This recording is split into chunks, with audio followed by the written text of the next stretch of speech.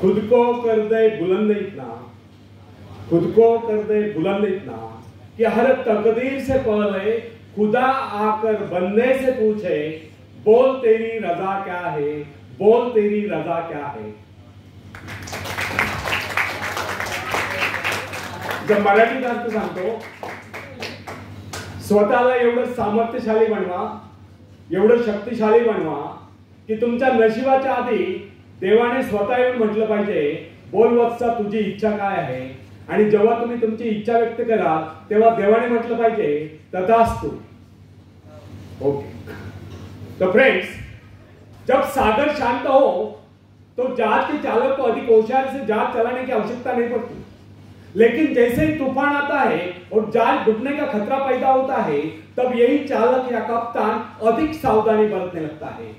जब जहाज में सवार सभी लोग घबरा रहे होते हैं, तब यही कप्तान मुस्कुराता हुआ अपनी संपूर्ण योग्यता को काम में लाता हुआ जहाज को डूबने के संकट से बचाकर सही सलामत ले जाता है। वास्तविक ऐसी योग्यता की परीक्षा दुख और संकट के समय में होती है। जब कोई इंसान थोड़ी पूंजी लगाकर अपने व्यापार का विस्तार करता है तो उसे वर्षों तक कठोर परिश्रम करने पड़ते हैं। इस परिश्रम से वह कुछ कमाने होता है। यह परिश्रम ही उसके विजय का प्रतीक होते हैं। अपने ग्राहकों को शब्द जाल में फंसाकर वो अपने व्यापार को बढ़ाता है और एक दिन सफल व्यापारी बन जाता है। बाद में छोटे मोटे कारोबारी संकट उसका कुछ नहीं बिगाड़ पाते। जो लोग इससे पहले उसे कम पूंजी वाला समझकर उसका मजाक उड़ाया करते थे, आज वही लोग उसकी सफलता की प्रशंसा करते नजर आते हैं। इसे कहते हैं अपने हाथों अपने भाग्य का निर्माण, आत्मशक्ति का चमत्कार। फ्रेंड्स, जिसके पास धन की शक्ति हो उसे शिक्षा प्राप्त करके या विद्या प्राप्त करके आत्म विकास करने का अवसर कहां है। वह तो धन की शक्ति पर निर्भर होकर नहीं सोचता रहता, मैं चाहूं तो विद्वानों को खरीद सकता हूं। लेकिन फ्रेंड्स, जो विद्या प्राप्त करना सबसे जरूरी समझता है वह रात रात भर अध्ययन करता रहता है, क्योंकि उसे पता है कि उसका कोई सहारा नहीं है। सहारा बनेगा तो वह उसका अपना स्वयं का ज्ञान। जिस आदमी को पता हो जाता है कि उसे बाहरी सहायता मिलना बंद हो गया, वो या तो अपने पांव पर खड़ा हो जाएगा, गिर जाएगा। वास्तविक उस समय उसे बहुत ही कठोर परिश्रम की आवश्यकता महसूस होती है। असफलता के कलंक से बचने के लिए उसे अपने व्यक्तित्व की रक्षा करनी चाहिए। ऐसे लोग अपने आत्मविश्वास की शक्ति के बल पर दिन रात कड़ी मेहनत करते हैं और सफल हो जाते हैं। फ्रेंड्स, जब मनुष्यों पर संकट की घड़ी आ जाती है, जब वह किसी भी तरह से अपनी जीविका चलाने में असमर्थ हो जाता है, तब कोई विरला ही होता है जो सफलता प्राप्ति के लिए खून पसीना एक कर देता है ताकि उसे असफलता का मोह न देखना पड़े। संकट काल में ही तो मनुष्य की बुद्धि का पता चलता है। कई बार ऐसे अवसर पर ऐसी सफलता मिलती है जिसकी मनुष्य ने सपने में भी आशा नहीं की होती। वह स्वयं सोचने लगता है कि मुझे इतनी सफलता कैसे मिली। वास्तविक ऐसी शक्ति हर इंसान के भीतर छुपी होती है, परंतु वह उसे पहचान नहीं पाता है। जैसे वह संकटों से गिर जाता है, वैसे यह शक्ति बाहर निकलकर उसकी सहायता करने आ जाती है। जो काम इससे पहले वह संभव समझ रहा था, वही काम पूरे होने लगते हैं।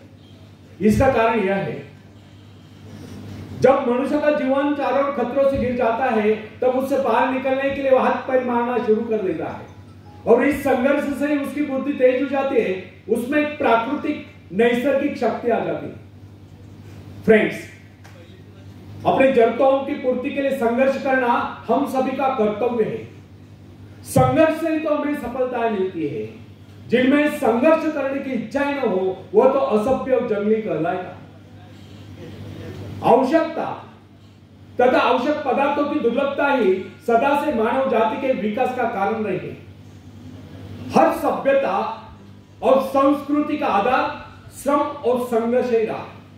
जो अपना लक्ष्य पाने में खो गया वही कुछ दे सका।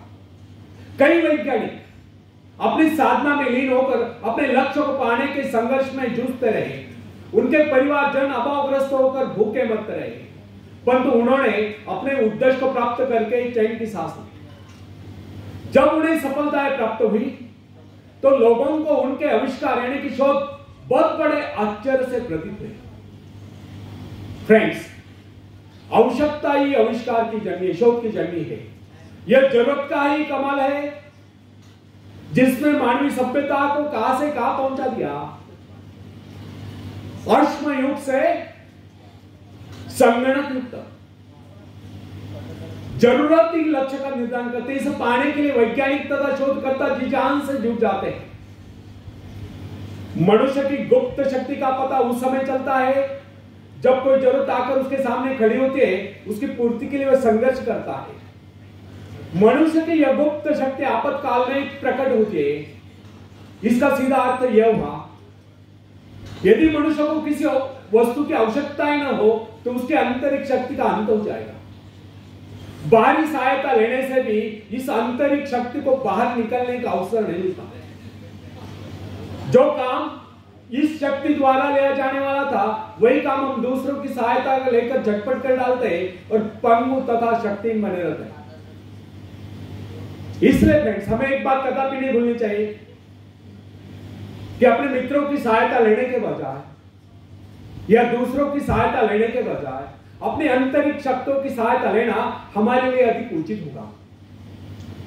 क्योंकि आत्मनिर्भरता एक ऐसी शक्ति है जो मित्रता यानी कि मित्रों से ली सहायता, प्रभाव, दूसरों का प्रभाव, धन संपत्ति यानी कि दान करी काम, पैसे से लिया हुआ काम, ऊंचा वंश यानी कि ऊंचे खानदान में जन्म पाए हुए व्यक्ति का सहारा लेना या बाहरी किसी भी प्रकार की सहायता, इन सब की सामूहिक शक्ति से ही शक्तिशाली होगी। इन शॉर्ट,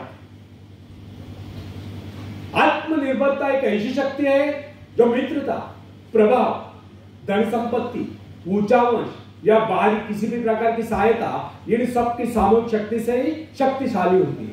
आत्मनिर्भरता की सहायता लेकर मनुष्य भीषण से भीषण बाधाओं को भी पार कर जाता है, भयंकर कठिनाइयों पर भी विजय प्राप्त करता है, बड़े से बड़े आविष्कार यानी कि शोध करने में भी सफल हो जाता है। इंसानी गुणों में सबसे अधिक शक्ति आत्मनिर्भरता की है। जो इंसान अपने सहारे जीता है, जो अपने बल पर चलता है, जो अपने लक्ष्य पर चट्टान की भांति डटा हुआ है, जो बाधाओं को सामने देखकर जरा भी विचलित नहीं हुआ, जिसे अपनी कार्य कुशलता और कर्म शक्ति पर पूरा विश्वास है, वही सफल होता है।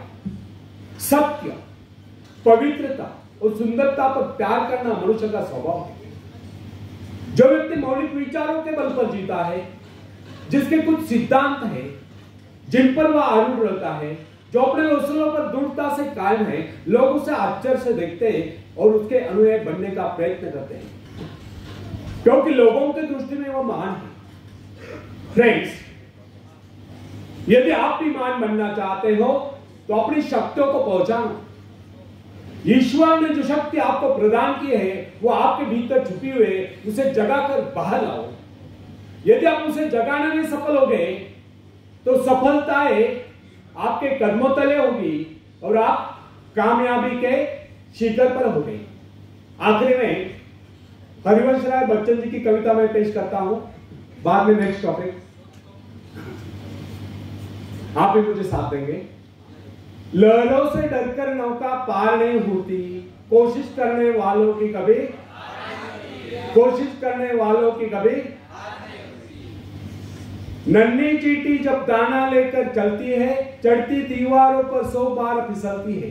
नन्ही चींटी जब दाना लेकर चलती है, चढ़ती दीवारों पर 100 बार फिसलती है। मन का विश्वास रगों में सांस भरता है, चढ़कर गिरना, गिरकर चढ़ना न करता है। आखिर उसकी मेहनत बेकार नहीं होती, कोशिश करने वालों की कभी डुबकिया सिंधु में गोताखोर लगाता है, जा जाकर खाली हाथ लौट कर आता है। मिलते नहीं सौजी मोती गहरे पानी में, मुट्ठी उसकी खाली हर बार नहीं होती, कोशिश करने वालों की कभी। और आखिरी पद आप सबके लिए इंपॉर्टेंट है, पूरे ध्यान से सुनो, बाद में तालियां बजाओ, बीच में नहीं बजानी। असफलता एक चुनौती है, इसे स्वीकार करो। क्या कमी रह गई देखो और सुधार करो। जब तक न सफल हो नित्य चैन को त्यागो तुम, संघर्ष का मैदान छोड़कर मत भागो तुम। कुछ के बगैर ही जय जयकार नहीं होती, कोशिश करने वालों की कभी धन्यवाद।